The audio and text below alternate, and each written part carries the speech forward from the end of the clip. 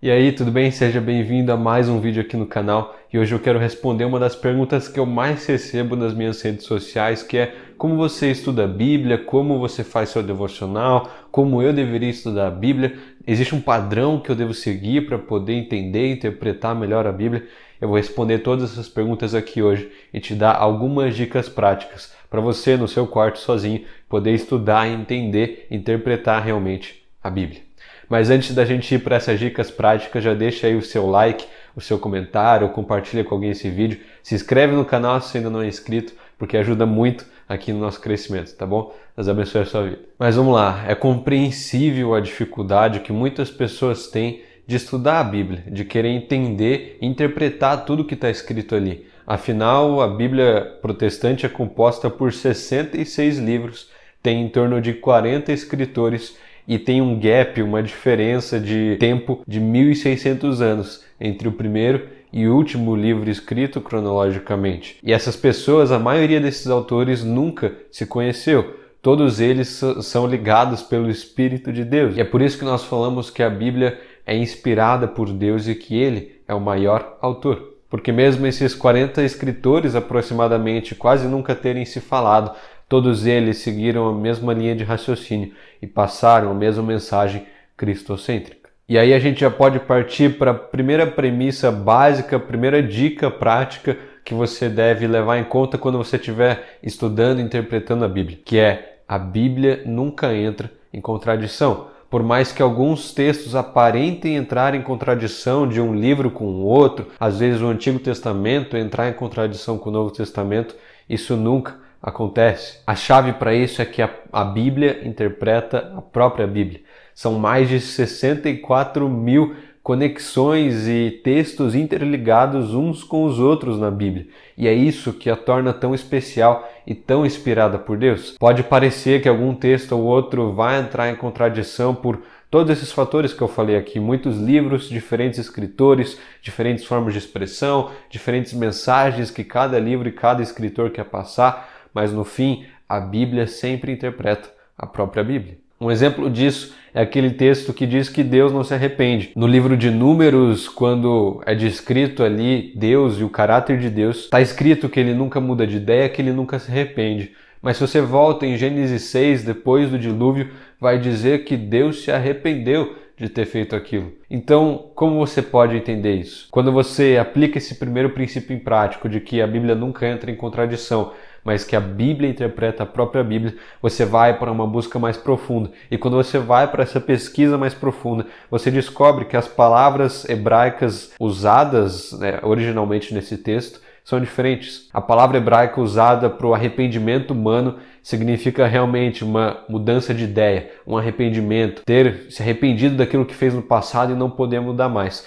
Mas a palavra hebraica usada originalmente para descrever esse arrependimento de Deus significa um remorso, uma tristeza. São palavras diferentes com significados diferentes. E aí você entende que por mais que a tradução esteja igual, esteja usando o mesmo termo, no original ela nunca se contradisse. Um segundo princípio, uma segunda dica que você deve sempre aplicar, que muitas vezes é ignorada e levada em consideração, é a seguinte: um texto nunca deve ser estudado, interpretado isoladamente, porque a partir disso muitas pessoas pegam versículos e textos específicos e trazem uma aplicação prática daquilo que na verdade não é o que o contexto, o que aquele texto inteiro quer dizer. É muito fácil distorcer o significado verdadeiro de um texto quando ele é retirado de seu contexto maior. Um exemplo disso é o texto de Efésios, quando Paulo vai falar sobre a relação entre marido e mulher. Ele diz que a mulher deve se submeter, que a esposa deve se submeter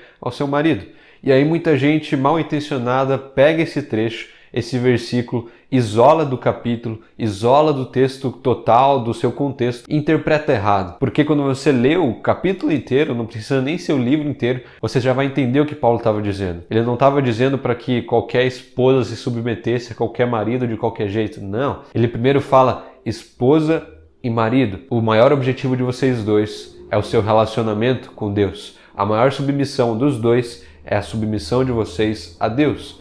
Então, esposa, quando você encontrar um marido que é completamente submisso a Deus e que te ama como Cristo amou a igreja, Então você se submete a ele e exerce a sua função, assim como ele vai exercer a dele. É essa a mensagem que Paulo traz naquele contexto maior, mas que é interpretada erroneamente quando tirada de contexto. E isso acontece diversas vezes e facilmente quando você tira um texto do seu devido contexto. Então, se um texto parece ter uma aplicação, uma interpretação estranha, lembre-se sempre de colocá-lo no seu devido contexto e de não isolá-lo. A terceira dica prática que eu posso passar aqui para você é: sempre busque os textos, sempre busque lê-los no sentido literal. Porque quando você parte da premissa que todo texto que você for ler na Bíblia é figurativo, é ilustrativo, você vai cair no erro. Só interprete textos de forma figurativa quando existem provas para isso. Por exemplo, o livro de Apocalipse, ou as visões de Daniel, ou as parábolas de Jesus. Esses são exemplos de textos figurativos que trazem uma aplicação prática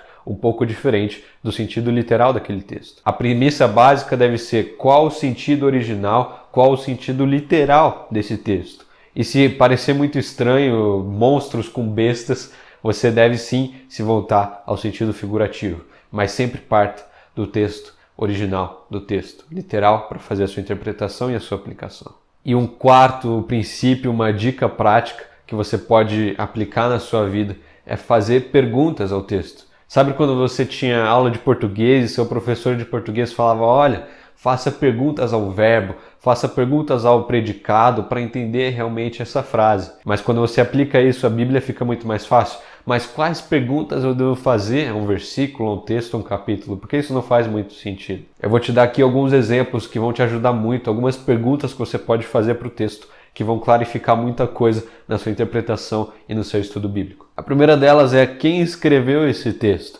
Quando você entende quem é o autor, quem é o escritor, o contexto em que ele vivia, qual era a sua idade, por que ele estava escrevendo aquilo, você vai conseguir tirar muita coisa daquilo. Apesar de alguns textos, de alguns livros e alguns versículos não terem seus escritores comprovados, você entende muita coisa quando você tem pelo menos uma noção de quem escreveu aquele texto. A segunda pergunta que você deve se fazer sempre é: quando e onde esse texto foi escrito? Isso clarifica muita coisa, porque você entende o contexto geográfico e o contexto histórico daquele texto. E aí você pode trazer princípios e aplicações práticas até os dias de hoje. Uma terceira pergunta é: por qual motivo, qual foi a razão que levou esse escritor a escrever o que ele escreveu? Por que ele escreveu isso? Por que ele escreveu dessa maneira? Quando você entende o porquê daquilo está escrito daquele jeito, por quem o escreveu, clarifica muita coisa no seu estudo e na sua interpretação. Bom, e por fim, uma última pergunta prática que você pode fazer ao texto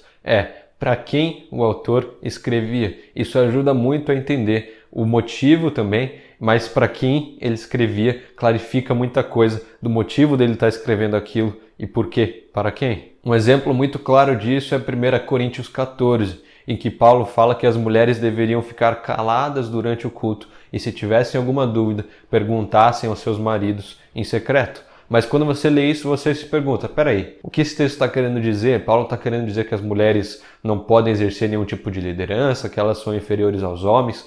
De forma nenhuma. A Bíblia vai dizer em diversos momentos, e se você se lembra daquela primeira dica que eu te dei, a Bíblia interpreta a própria Bíblia.